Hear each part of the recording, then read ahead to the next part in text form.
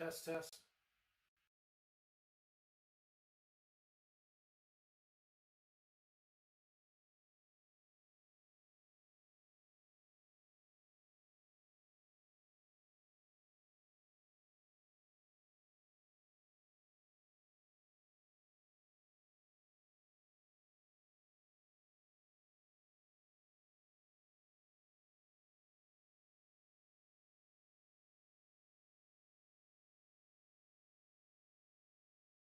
Megtooth sabers requires a lot of work on engineering, drilling, smoothing, tapping, setting, imagining, cutting, stripping, twisting, dipping, tin it, pin it,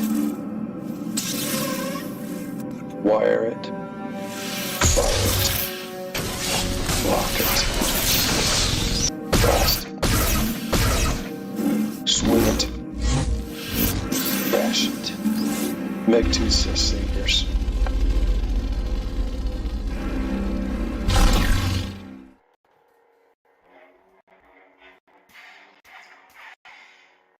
Greetings, Saber fans. Got a wee bit of goodie here. So this is a hilt that I installed. It's almost 4 years old. Came back to me for repair. Only it didn't need a repair.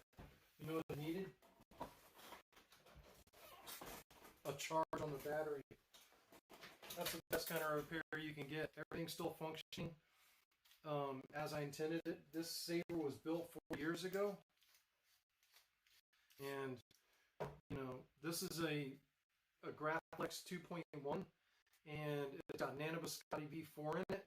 And I got 2 blue LEDs in there. The cool part about this one is on Nanobiscotti, I've got flash on flash and the crystal changer. And this is in-hilt LEDs. Yellow blinded.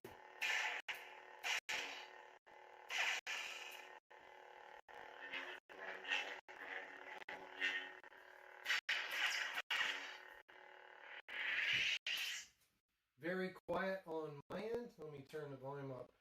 How about now? Let's see what's going on here. Stand by.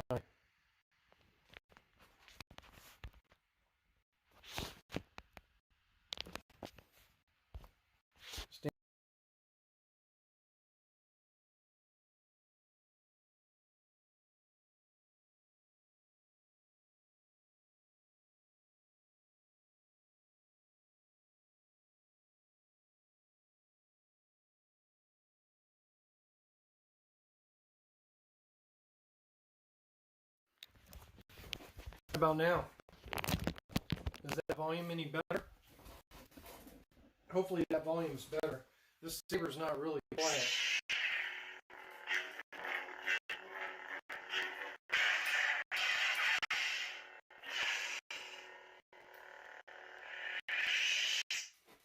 But at any rate, thought it was pretty cool that I got that saber in, and it's a saber I haven't seen for 4 years. This is one of my very early installs, but an oldie, but still a goodie. On that Graflex, it's an A&H, and you know, an oldie but a goodie for sure. But anyway, there wasn't anything wrong with it. So I don't know how many viewers we're going to get tonight, but I think what we're going to do is we're going to begin installing that MHS hilt that we did a clocking video on, and I'll try and keep an eye on the chat and make sure you guys can hear me. But I'll move you over to the workbench, so stand by. I'm moving you guys over.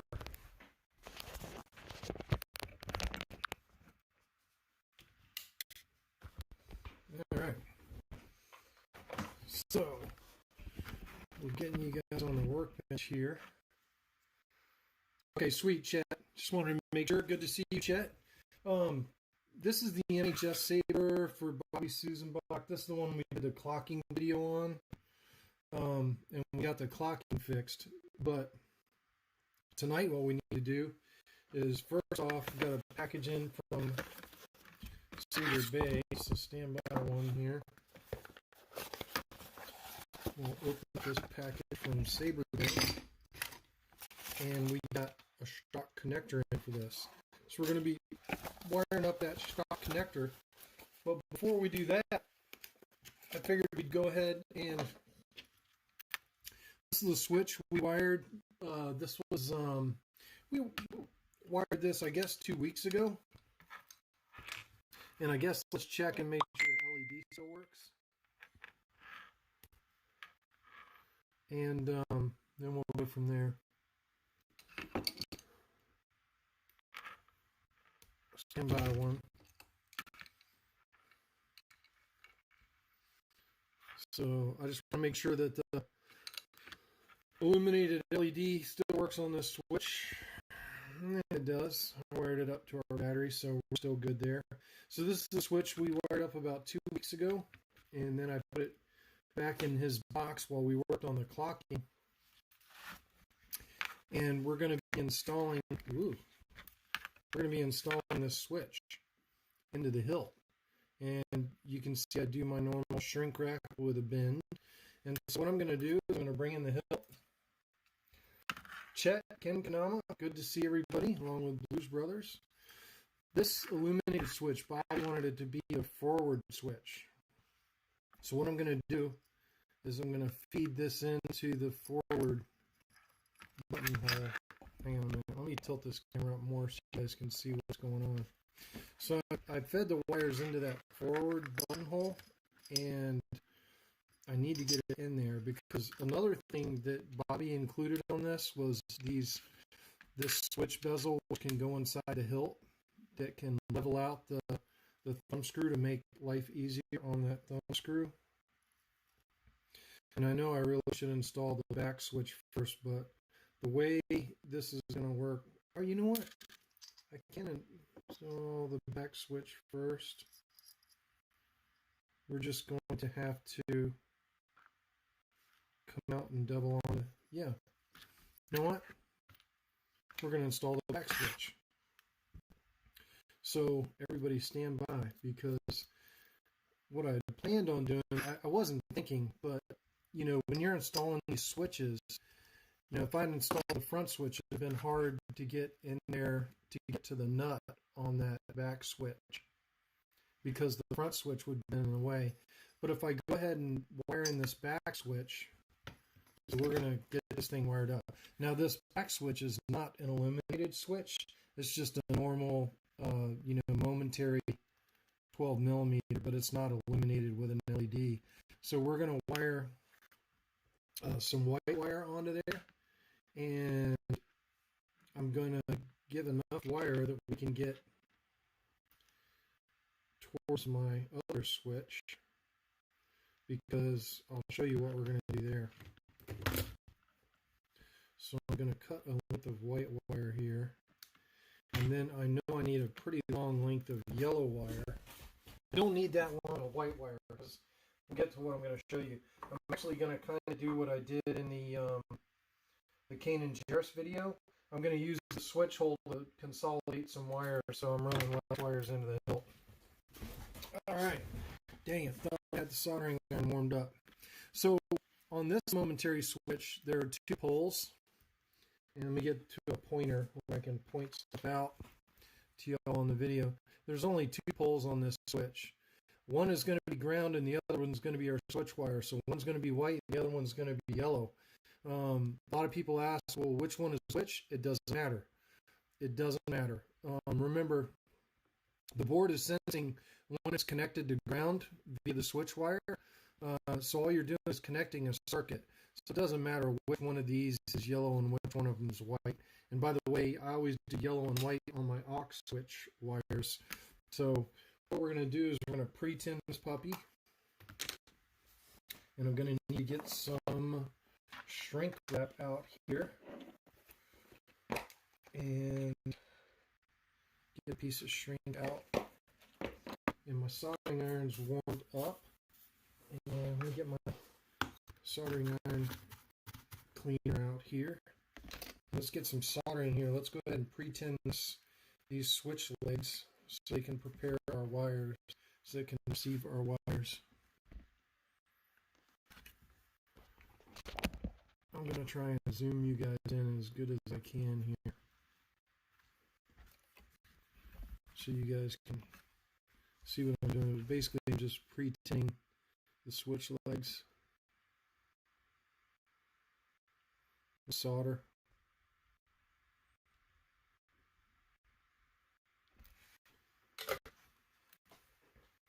Ooh, lovely solder smoke, right? Alright, now I need my yellow wire. I'm going to strip some off of it. Doing that off screen, I'm sure you guys have seen plenty of stripped wires. That is my final white wire, so let me strip some off of this one.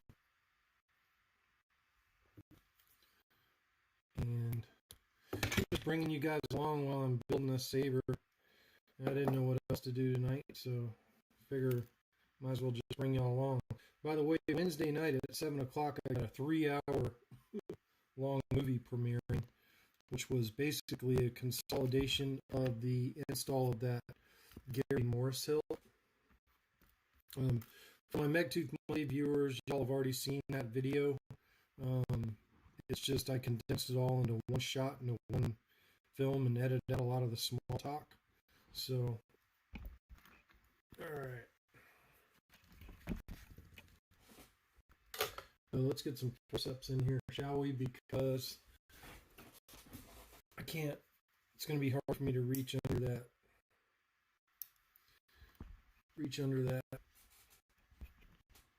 Camera. You guys aren't going to be able to see that very good. About there.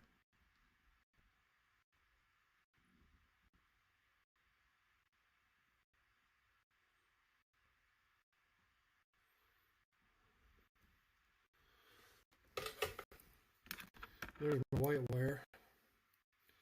I'm going to bring my yellow wire in. This is my auxiliary switch, so this will be the rearmost switch. Bobby wanted the front switch to be the illuminated one. I know you guys can't see that very good. I put a little bit of flux in there. Also, my solder has flux in it, so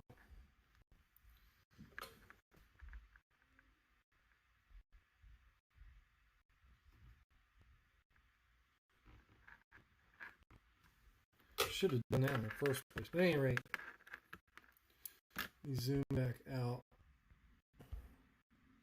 a little bit here.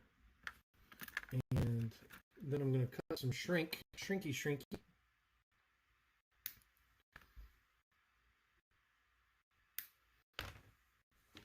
And let's put some shrink wrap on these.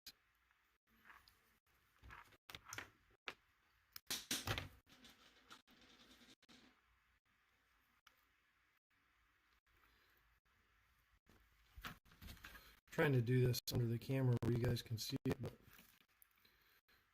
there goes my shrink on the white wire. Now we're going to put some shrink on this yellow wire. Work it down. There we go. Turn on the heat gun, and while I got the heat gun warming up, you know, a little flux goes a long way, and there is flux in my solder. I'm going to cut another piece of shrink to merge these two wires. And let's go ahead and shrink up the shrinky. And then I'll show you what I'm going to do with the other piece of shrink wrap.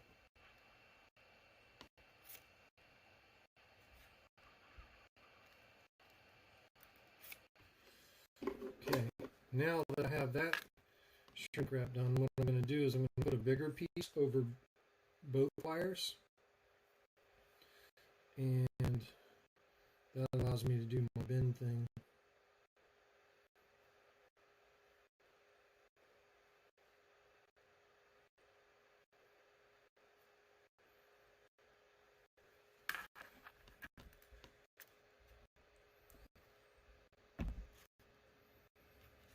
So there's my big piece that's going over both wires.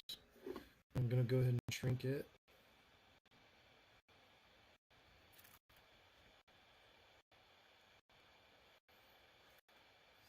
And while it's hot, I'm going to bend it over.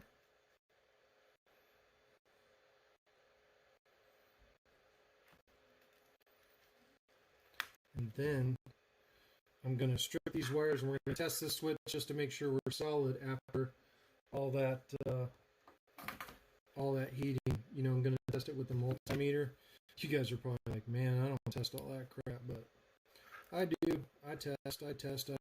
I'll even test it once we get it installed in the hilt. But here we go. Ready to test. So I got my multimeter in continuity mode. And I'm going to put my black probe on the white wire and my red probe on the yellow wire. It doesn't matter which one is which. Just letting y'all know what I'm doing. And then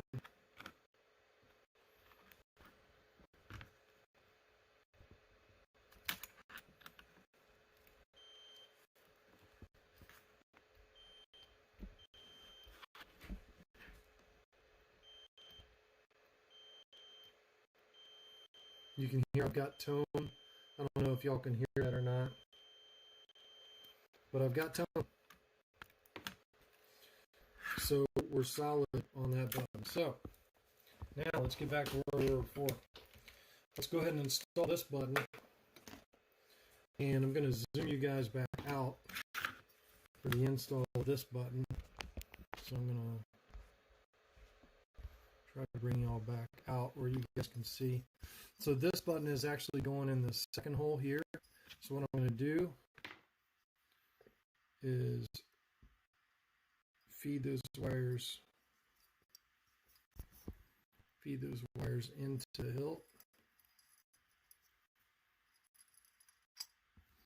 And now that I have the wires poking up through the emitter, I'm going to feed the nut, the retention nut, because I don't glue on my switches. These 12 mils, I go ahead and tighten the nut on them. And sometimes it's hard, and I'm not going to be able to show this very well, but you can see the nut down in there. And you got to kind of reach down in there with your finger and spin her on. But it's not always easy. And I'm spinning the nut on with my hand. I don't know if you guys can see. I'm making progress down there.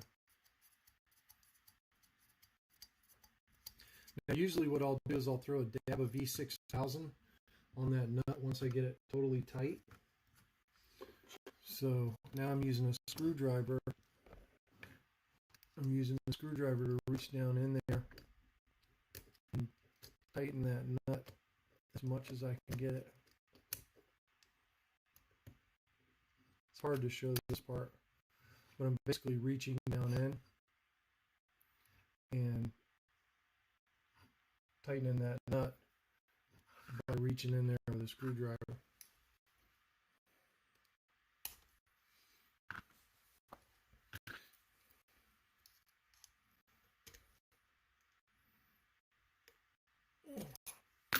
Now, that switch is in there pretty good. So we're solid there. Now what I'm going to do is I'm going to run the aux switch wires back up through this hole. And I'll show you the reason why I'm doing this here in a second. So there's our aux switch wires fed back up through the front hole. Now I'm going to bring in the switch we already wired up in the last video, and I'm going to get my white wire out of this one. And we're going to merge these two white wires.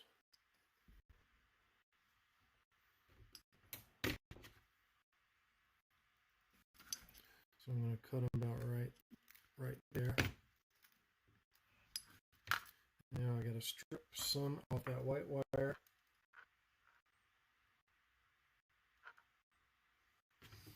Yeah, the 12 millimeter nuts are crazy. Actually, once I get them tight like I like them, then I use a little bit of E6000 to secure the nuts on. I won't show that tonight, but I'll E6000 both those nuts. But I got our white wire from our back switch, from our aux switch, coming up through the hole. And the reason is because now I'm actually merging our switch grounds in the hilt. I don't know if you guys can see what I'm doing here. I'm taking those switch grounds. Actually, you know what? I'm going to merge them in a straight line merge. I might need to get my helping hands down here. Getting ready to see some flux cam because I do use flux. Alright, there's some flux on that one. And there's a little bit of flux on that one. I'm going to pretend these. Hey, what's going on, Vivekan? Good to see you. Oop, I didn't want to turn that. I want to turn this one out of the hilt. I have so many wires I don't know what to do. This is another advantage of the PTFE wires. You can see my soldering iron was hitting that yellow wire, and even though my iron was hitting it, it doesn't matter because it's PTFE wire. Advantage, PTFE wire. I guess I'm going to have to bring in my helping hands here. We don't have enough on the workbench already. And I want to hold that wire with my helping hands. I'm going to try and bring it in here where y'all can hopefully see what I'm doing here. I'm trying to get it in the center of the screen. And then we'll zoom in here.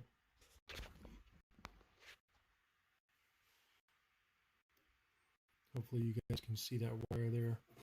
You can see my dirty hand. Now, I'm going to bring in the other white switch wire off our main switch. Oh, you know what? I can't do that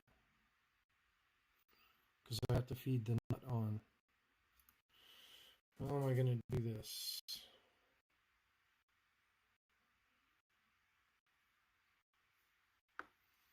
Hang on a minute. This is kind of fun sorting all this out. So I'm going to try and do something here. Let me feed all these wires in and try to feed the nut over the wires before I do this merge.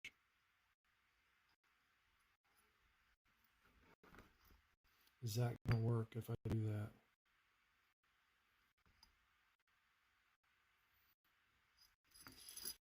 Or do I do the merge out in front of the hilt? Yeah. That's just going to be impossible if we do it that way. Let's do this. Let's feed all our wires down into the hilt. Scratch that. You know, I had planned on doing the back switch second, but I forgot about tightening that nut. So this is kind of what you struggle with on Sabers. Let me zoom out. So I think what I'm going to do is I'm going to do this merge out in front of the hilt here. I should be able to do that. But let me feed my bezel and my nut onto this switch wires here. Y'all just bear with me. I don't need the yellow wire. But I do need this white wire.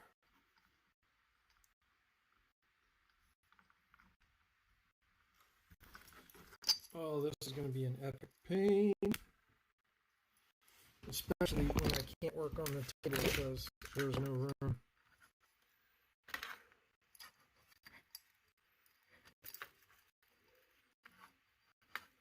I'm going to have to take that out of the way. I'll stand by.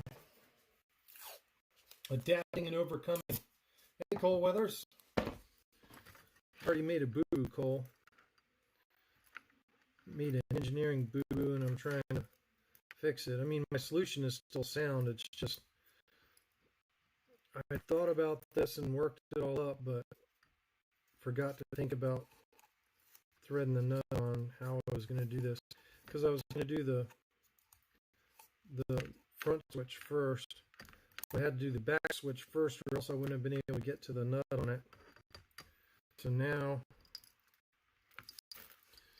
I'm trying to get our bezel and nut onto our front switch, and then I'll do the ground merge on the front switch. So I'm threading the bezel onto the wires now that we have our front switch in there, and trying to get the bezel. I know you guys aren't going to be able to see this, but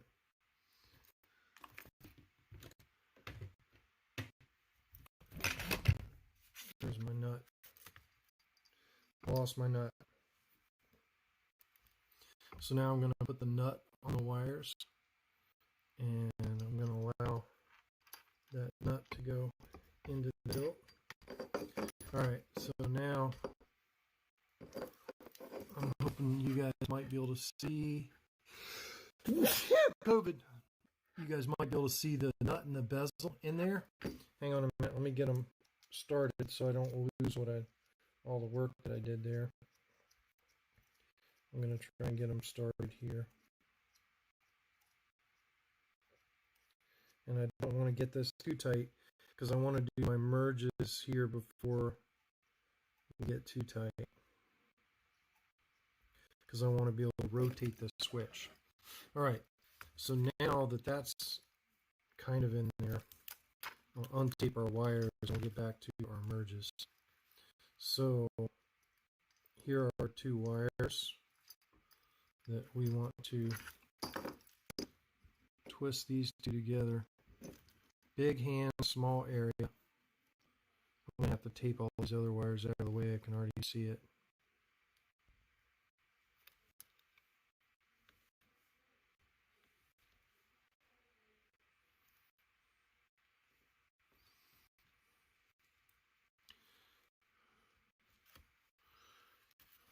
Yep.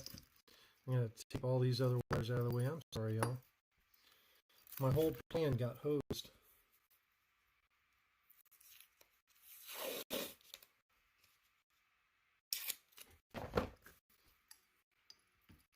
I use 30 for switches.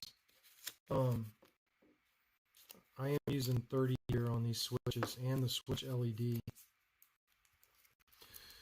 Alright, now let's see what we can do here.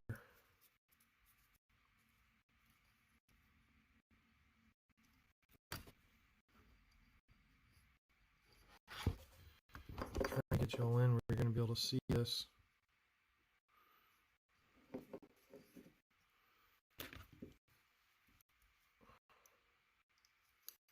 I'm going to use my forceps to hold the wires together while I twist them.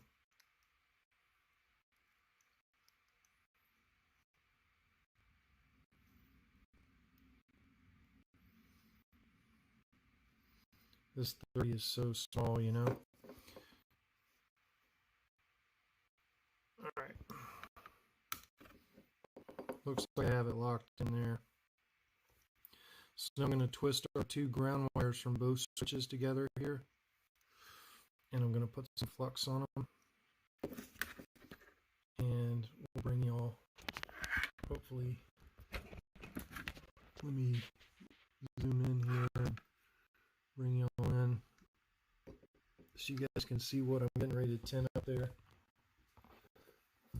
I know you can't see it that well. Once I get this done, I'll move the camera. Just this kind of work, I really need the camera tripod out of my way. So there, those two are tinned up together. Now I'm going to strip our final piece of switch ground wire that I'm going to attach to that tied pair. And this is my ground wire that's going to go down through the hill. I'm going to pre-tin this. I did dip it in flux chem. You didn't see that off camera. So this is my long ground wire that I'm going to attach to that pair that we just did. I'm tinning it. And then I'll try to get this somewhere where you guys can see.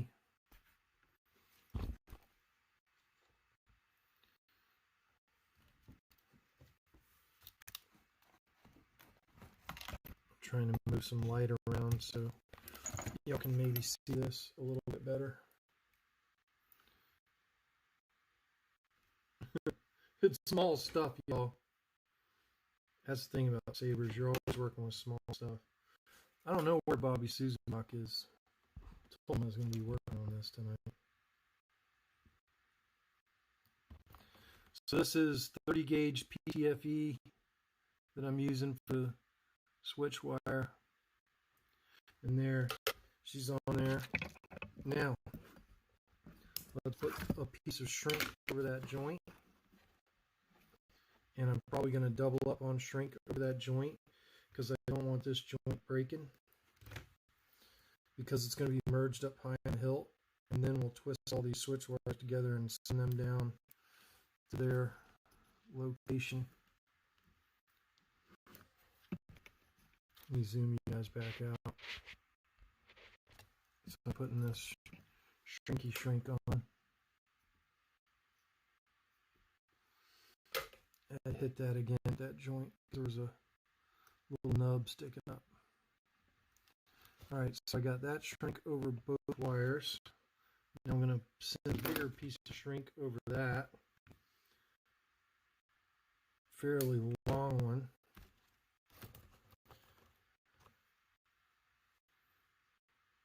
Yeah, 28 gauge is a lot easier to work with. There ain't no doubt about that. 30 gauge is a pain, but it fits in a lot more places. Like, you know, 28 PTFE and 30 gauge PTFE, there's really not that much of a difference. But if you're working in a tight chassis like a Mentor, you couldn't have got away with 28 gauge in that Mentor chassis. The 30 gauge was tight for the crystal chamber stuff and the wire routes. It was really tight. Okay, so even though that's not how I want it to go, it's in there. So let's untake these wires from the hilt. And then what I want to do is I want to turn that switch so my wires are going the direction I want them to go. Hang on a second. I got to turn that shrink in there.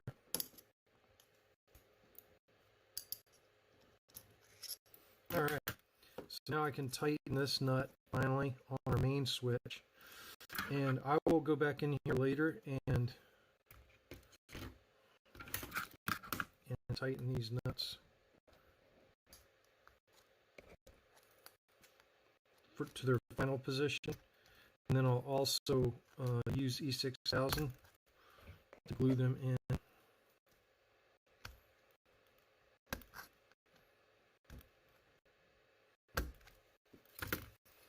So there we go. There's our switch installed. Now, what I'm going to do is I'm going to twist all these wires together. This is our final bundle of wires. I know what they all are. Green is my main switch. Yellow is my auxiliary switch. Red is the positive for the LED. And black is the negative for the LED and the illuminated switch. So I'm twisting these all together so I can send them down through the hilt so they go to our install position.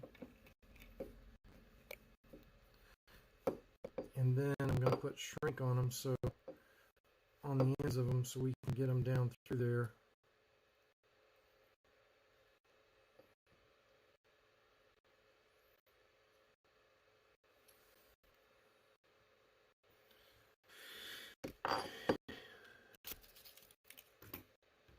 Let me find another piece of shrink here. I'll get y'all in a better perspective here in a second. These switches are always tough, you know, because it's just tough. Alright, so there's a bigger piece of shrink. I hope that yellow wire is long enough, because it looks kind of short right now, but alright, I'm going to shrink all these together. That'll help us get down through the chassis. So I'm shrinking our bundle of wires together here. I can pull the shrink off once they're in the chassis, or once they're down through the Saber, but I do this to kind of help keep the mess together, as it were, while I'm sending this through the chassis. So this is another tip that I use. I don't even know where I picked this up. When you're trying to route a bundle of wires down through the chassis, using a little bit of shrink on the tip of them just helps keep your bundle together, so it doesn't get tangled up on other stuff as you're sending it down through the hilt. Now, let's try to fish this thing out, shall we? I see it. This is where long forceps come in handy. Long forceps. I'm going to reach down into the hilt. And I got them. There they are. They're coming out the back of the hilt. So there is our switches installed in the sticking out of the back of the hilt where we need them. And I think that yellow wire will be long enough. So once they're here, you can then pull your shrink off. And just for good measure, let's go ahead and check our LED and see if it still works. And I'll test all my switches later, but I just want to show you all that, hopefully that I haven't screwed all this up with all this work we've been doing. So I'm going to bring in my test battery. I'm going to hook up positive and negative. And hopefully the illuminated switch is still going. It is. So we're bada bing there. And I'll test the switch functionality too and make sure we have it, but I'm not going to do that now. I think now I'm going to move you guys so we can start working on this NPXL connector, and I'm going to set this aside because we don't need it right now. So let's get these helping hands out of the way because I don't have any room for that. And let's get this light out of the way and the Saber stand. We can put the Saber on that Saber stand. And let's get some of this other garbage out of the way. And the shrink all set to the side. Alright. Now, let's start working on the stock connector shell. So I'm going to push this stuff aside. I'm going to get out the stock connector that we got from Saber Beta Day out. Now this is going to be a new one for me, y'all, because you'll normally see me wire these in V4, and I think I'm going to wire this one in V2. So I want to go to screen share and show you what that means. So this hilt connector, this is a stock V3 connector. I'm going to zoom out on it so you guys can see it. And I'll point out some things. Number one, these connectors have onboard resistors. You have one for your main blade and one for the 16 onboard LEDs. And the outer ring, this pad, this pad, this pad, this pad are all positive. The inner ring, all these 5 are all negative, and your center is main data line. But when we wire this in V2, I believe we can just run our one data line to this pad, and that way it will run the 16 LEDs parallel with the first 16 pixels on your main blade. So I'm only going to have one data line. I'm going to have one positive line. I'm using red 22, and then I'll have one negative line, which I'm using probably black 22 on this one. But hopefully this one will be a lot more visible to see. When I'm working on switches inside the hilt, it's hard for you guys to see that. So let me measure wires for this. So I'm going to need red and black. And I want enough wire to stick out past the end of the hilt because this is going to be a drop chassis on this. And I'm probably cutting way too much. But better to have too much than too little. And then I'm going to cut black 22 the same length. And then I'm probably going to do a purple 26 for the data of the same length. These are way too long. Purple 26 for data.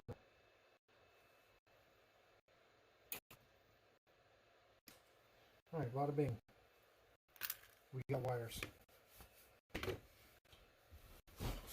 So, before I wire this thing. I'm going to take the lens off of there and get it back in here where you guys can see it.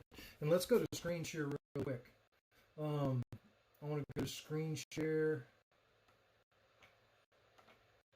and then I'm going to open up the pixel manual.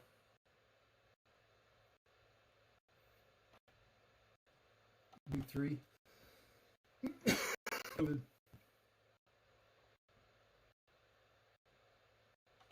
I'll open it with Adobe. What else do I want to open it that way?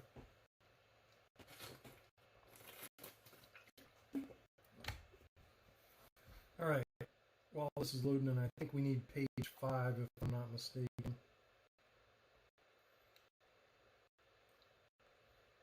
Yep, right here. So, B1 is just using it as a blade adapter, and I ain't doing that. It doesn't have any onboard LEDs. I don't know why you would do that. V2 with the blades and PCB in parallel. As you can see, you've got R2 and R1, and your data hooks to this pad. So we're going to leave both resistors on board, and we're going to pre-tin this pad to receive our data line, and then I'll be hooking one positive up to one of the positives on the out ring and one negative, because I'm using 22 gauge, so that's why. But at any rate, let's get y'all back on the camera. Yeah, well, I do run in Force so I can independently control the pixels. So like you can set it up for, you can set up one of your configs for basically, you know, like a show mode where they're running, where they're on when the Saber's not on or they're pulsing. So I do run them in V4 usually, so I can do that. So there's our data pad 10. And I'm going to go ahead and tin this positive.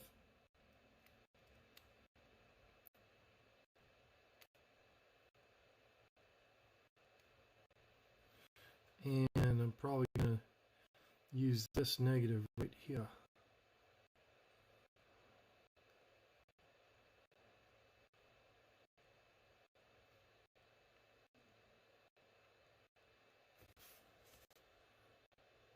It's mixing with Dimitri's silver solder. He loves that silver solder.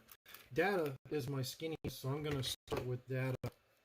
So I'm going to zoom you guys out while I'm stripping wires here and stripping and pre-tinning.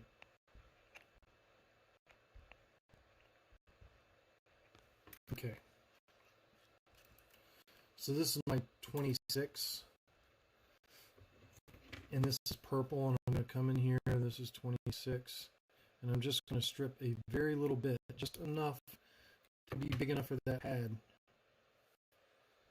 I don't know if you guys can see that. That's probably too much. I mean, I'll end up trimming that off. You only want just enough wire to cover the pad. And you want to run these inboard, especially on the hilt adapter we're using on this, which is like MHS hilt adapter. So I'm pre-tinning this, and look at size comparison. I'm going to trim a little bit off of it. And I'm going to run this one inboard. So let me get my hemostats to hold the wire, because the wire heats up a little bit. And let me zoom y'all back in for this. Zoom y'all back in a little bit. And then I'm going to come in for the kill here.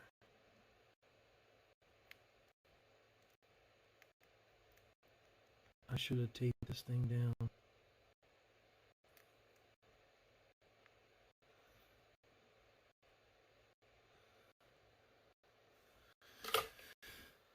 I'll tape it down for the positive and negative, but there is the solder on the data line. And you can see the two resistors just on top of there. I'm going to bend that out of the way a little bit, and then I'm going to take this sucker down because I don't want this thing moving. I'll adjust the camera once I get her taped down. So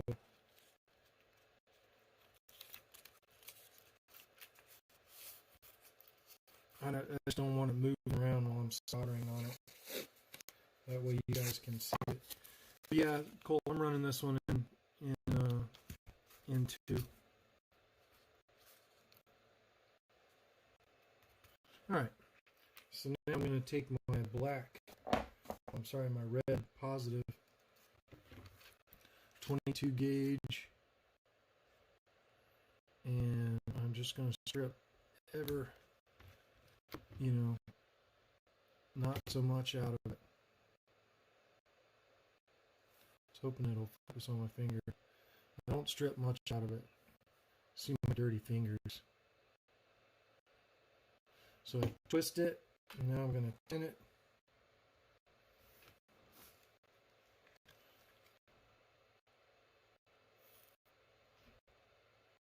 Tinning it. Bada bing. And then we're coming down here on the positive line. I'm going to flow that solder.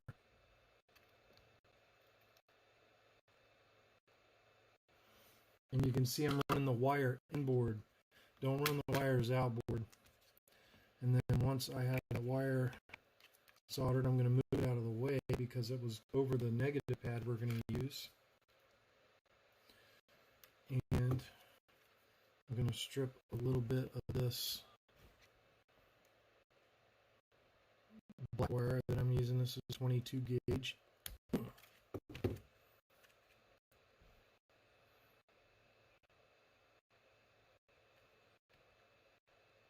Just a little bit. I'm going to twist it, dip it, and tin it so we can attach to this pad here, and then we'll test it. I'll break out my old tester and we'll see how this works. Now I'm going to move this around, hoping y'all are still in frame, and let me flow that solder.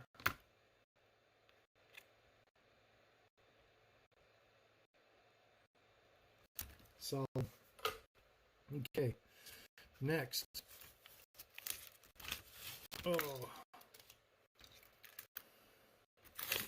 I'm going to test to make sure we don't have any continuity there. So I'm going to break out my multimeter. And then we'll solder on a test plug where we can test this thing before we send it out in the hole. Yeah, I know. That was a little bit more solder than I normally use on that negative, but it should be fine. Remember, those negatives on that center circle, they're all continuous anyway, so the big thing you want to be careful of there is you don't want to have any bridges between negative and data. So I got my multimeter in continuity mode, and I'm checking between negative and data, which is the worrisome part, and then data and positive, nothing. And then we want to check between positive and negative, nothing. So we're solid.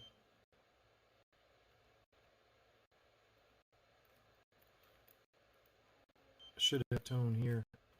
Hang on a second. Yep. And then I should have tone here.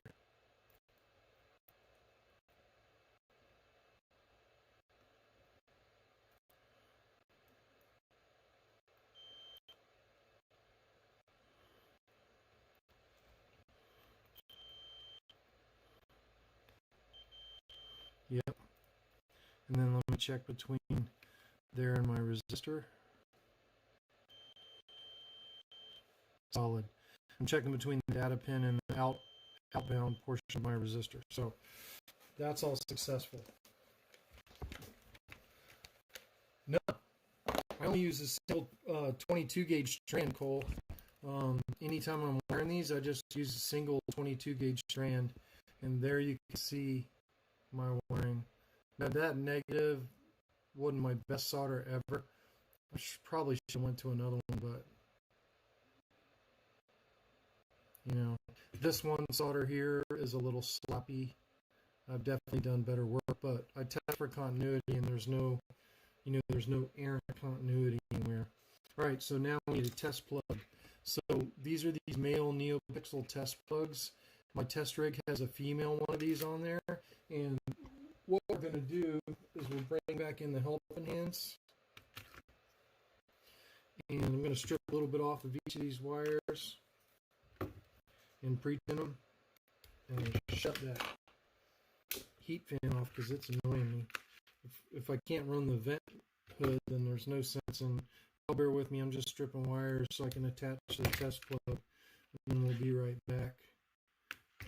Soldering these onto the test plug.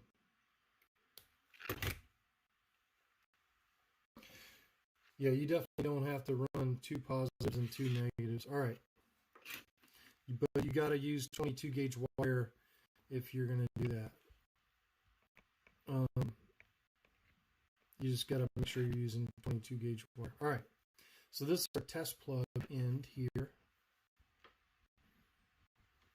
And now I need to pre-tin my positive for just a quick tack to this test plug. So I'm pre-tinning my positive, and we'll just do a quick tack here. Remember, this is temporary. You know, this isn't permanent. That's why I'm not using shrink here. It's just a temporary tack. And now let's do our negative. This is attaching it to my test plug so I can test the functionality of this adapter. I just want to make sure the onboard LEDs work, and I'll test it probably in a blade. Oops, I was putting our negative to data. I don't want to do that. Negative on this one is blue. That shows you how in tune I am. Green is ground. They use green for data. Just a quick tack. And then my last wire is my data wire. I'm going to pre-tin my data wire. And then I'll need some more solder. Yeah, I know. Running 2 wires sucks. It's hard to get all that stuff through your hilt. The key thing, Cole, is you got to use 22 gauge if you're just going to run single, or you're going to get diminished brightness on your blade, because like a single 24, 26, or 28 can't really carry the amp load of the blade. All right, so now our test plug is wired. Now what I'm going to do to keep these apart is I'm going to bring in my long hemostats, and basically I tighten the hemostat on the test plug to hold those wires apart. And let me get the helping hands out of the way, and I'm going to bring in my test rig, and I need a test battery.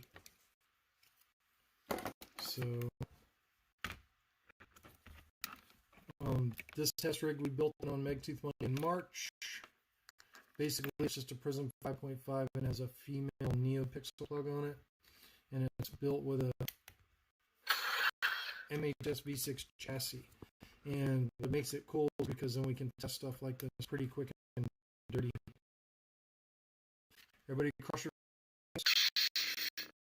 fingers. Let's lock up. Let's test colors. This is the weapon of a Jedi Knight. Should be blue. Lock up.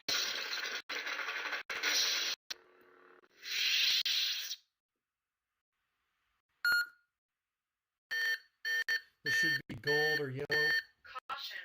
Warning. Overload. System overload.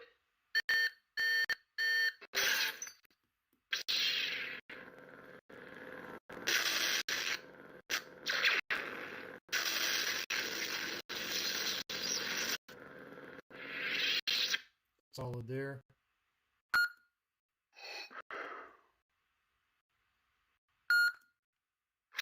This should be green. Alright, I'm going to consider that a successful test of our NeoPixel adapter. Now, this is going into an MHS style holder, and let me put my lens on this puppy. I'm not going to permanently install this tonight because all this needs to be glued. Now I put the lens holder on here. So the lens holder just pops on there just like that. And then I'm going to feed our test plug down through here. because I will be able to test a full blade on this with my test plug later once this is installed in the hilt. Of course, the lens is going to pop off, right? So let's pop the lens back on. And I'll send this down into its holder. This is an MHS adapter. It's pretty clean. And it's relatively easy. Now this plug will kind of act like my normal shrink. So I'm going to send our test plug down through the hilt beside our switch wires. And our test plug pops right out. And now I can drop this MHS adapter in there, and I'm going to put in our blade holder to hold it in. And now the moment of truth is we get to test the blade with our test rig. But there you can see the buttons, the holders in, and now let's test a blade. Let me try to get this so you guys can see it. And I'm going to re-clamp our wires to hold them separate and apart from each other. You guys won't be able to see that. Trust me, that's what I'm doing. Now I'm going to plug in our test rig. And let's see if we have some joy on this blade.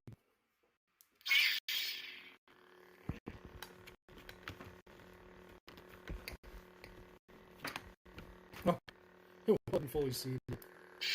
Let's try that again.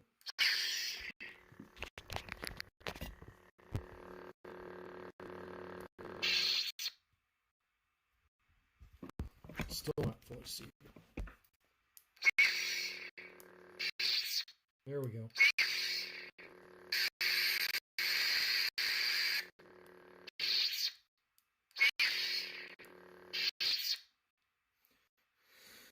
I just didn't have it fully seated.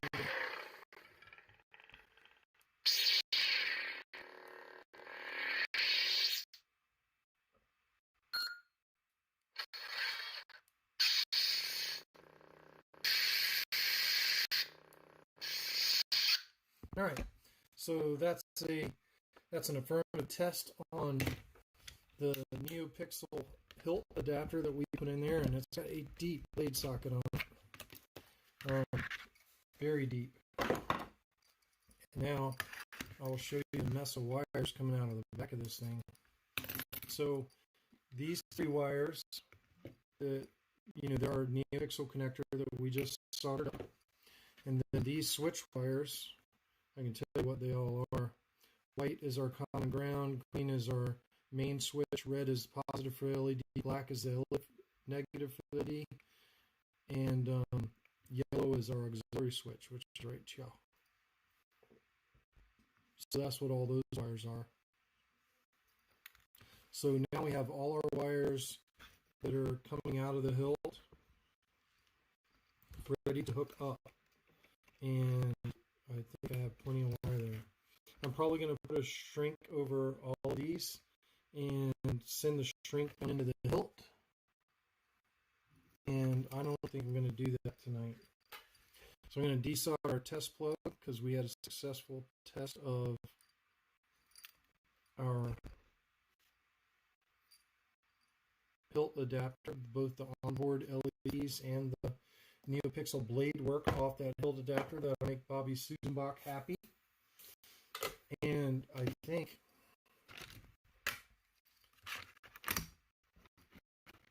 our reliever tonight is with that. I'm going to put you guys back on the stand because I want to show the Graflex off because I know some of you guys weren't here at the very beginning. So stand by. Everybody bear with me to flip you. Alright. So, really quick, I built this lightsaber 4 years ago. This is a, I think I turned it off. Yeah, I did. This is a Graflex 2.1, and it's in A New Hope. And it's got off-plate chassis in it. This is all inbuilt LEDs. And I know you guys haven't seen me do too many inbuilt LEDs, but, I've been installing Saber since inbuilt LEDs This one's running Nano Biscotti 4 with the golf chassis. Let me turn it on. Hello there. You can see I've always been interested in the accent LEDs in the chassis, and then there it is lit up. This is nano, and I got a flash on flash with it. That's a neat trick that I did there with a blue LED and a white LED. But inbuilt LED. Yeah, this is a Graphics that I built. I built this Graphics 4 years ago. 4 years ago. Chet. So this is you know, I built this Saber in 2017. It came back to me for repair, and the cool part of that was the only thing I needed was a battery charge. The customer lost the charger and thought the battery would just last forever. Told me I need a new battery, and I'm like, you know that plug in the back? That's where the charger goes. And he's like, a charger? And I'm like, yeah, the charger. You know, you got to have a charger on. But this is an LED, and the cool part about it is it didn't need to be repaired. It just needs a battery charge. So, you know, a 4-year-old install is still working. And Inhilts, you know, back when I did Inhilts, that's an old install, 4 years old. But you know, we got Bobby Susenbach's MHS Saber, you know, wired up, looking pretty decent there. And then next week we'll start working on the chassis and the battery and the speaker. And then we'll be ready for the install of Proffie. Chet Osborne's working on a Goth Knight chassis for Graphics at the moment. That's my favorite chassis, Chet. I love that chassis. If I did another chassis for the rest of my life, and I could do that Knight chassis, I love it. You can do a lot with them. You know, that's where your 2020 accent pixels, like if you guys watched last week's video, those 2020 accent pixels come in really handy on the chassis. I don't know if you guys saw my ESP that I put 2020s in the back of. Stand by. Let me get my ESP. Now, I'm still working on the handle on this one, because you know, I don't get much time to work on mine. This is a ESB. Ooh, you guys are crooked. This is my ESB, and this was my Proffie 1.5 Beta Saber. It's got all kinds of stuff in it. Well, I turn it on, and I put 2020 pixels in the back here, and it's like insane. Also, it has the OLED display. You can see it right there with the Rebel logos. And then, you know, when you ignite, you can watch what the 2020 is.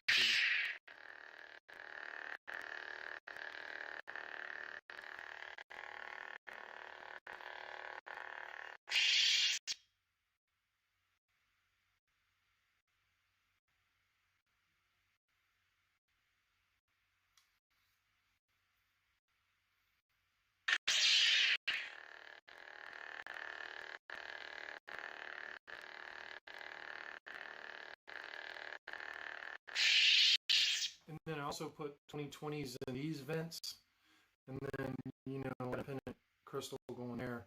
And then, like, when you change fonts, like you see it in the OLED. Oops.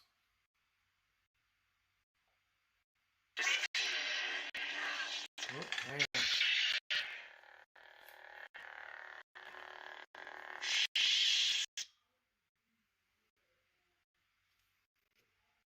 This is the weapon of a Jedi Knight. Graphics TF8. I need some Luke Skywalker. balance. A boarding party.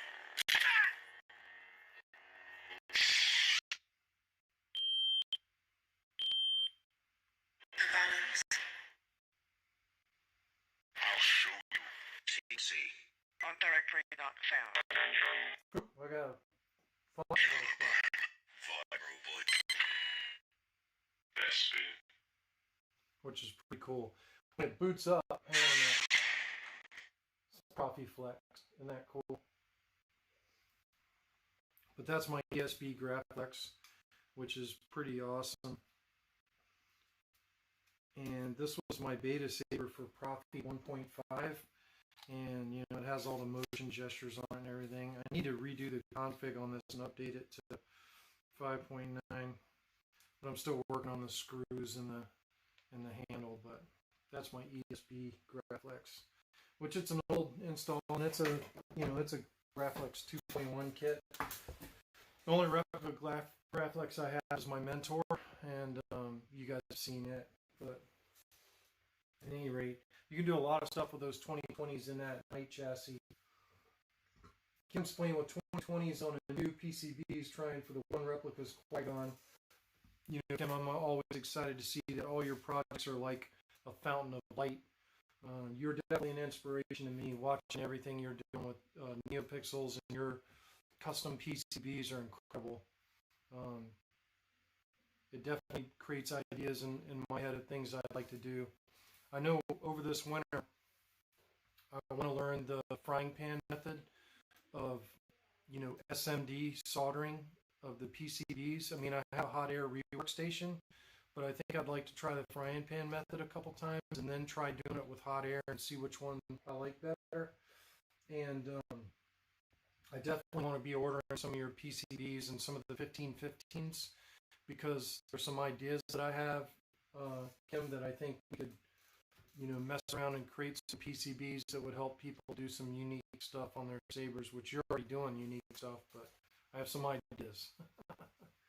And I don't know if y'all seen Kim's latest, where he's got like this strobe thing that goes down through the crystal chamber with NeoPixels, but just incredible work that Kim's done on that saber. So anyway, I think that's about it for tonight. That gives us a full hour, and I got to get to finishing up work I got to do here. I got to get a box shipped out here to Florida land, and then I can get to work on everything else I got to do. But at any rate, can't figure out hot air. Well, I wanted to do frying pan method, then I want to try hot air. There's got to be a way to do it. I know what Frederick said was you just got to make sure that you're using a nozzle that's not blowing the air too fast that it blows your components off the board. I guess that'd be interesting. But at any rate, I do have a 3-hour build video premiering Wednesday night at 7 p.m. and that's the full build video on the Samurai, the Gary Morris hilt that was etched by Ryan Ronan. It's the full install video on that saber, and it's 3 hours long. It's a long one, but I basically glued together 5 Megtooth Monday nights in one video, and that'll be premiering Wednesday night at 7. But thanks everybody for stopping by. I know it was a holiday today in the U.S., so probably missing out on some of our regulars and didn't see Max tonight. But hopefully, didn't even see Bobby tonight. We're working on his saber. Yeah, I think you need to change nozzles, Kim. That was the thing Frederick said. You have to have a wide enough nozzle that you're not blowing your components off the PCB as you're trying to work them onto the PCB. But at any rate, we'll call that a night. Thank you everybody for watching. Thank you for tuning in. And if y'all want, tune in Wednesday night at 7 for that video that's premiering. And if not, you know, we'll see you guys next week. So #NerdUp. Yeah, we got to put that in the chat box, because we gotta. You know, it's funny because I was listening to Jeff Birch and his videos, and he's like, I don't use those connectors. And he was talking about the stock connectors. And he goes, because it's not #NerdUp worthy. And I was like, oof. That was like a hit on me or something. That's what it felt like. I'm like, oh, dang. I use them. But I just use them because they're cool and they work. And, you know, this one the customer actually bought and sent it to me. So, you know, I'm wiring up his. But most of mine I use TCSS connectors, 11 pin. And, you know, the stock is something I usually use on, you know, more custom or high-end type stickers. But at any rate, you know, Jeff said it's not hashtag nerd up worthy. And I know why he said that. So, at any rate, everyone, nerd up. May the force be with you. Be good to each other. Build more sabers. Max is probably avoiding the live stream because he doesn't want us hounding him because he hadn't built his saber yet. Build your saber, Max. May the force be with the rest of you, or the dark side, as it were. Signing off. Thank you everybody for watching as usual. I really appreciate y'all tuning in on my channel. And as always,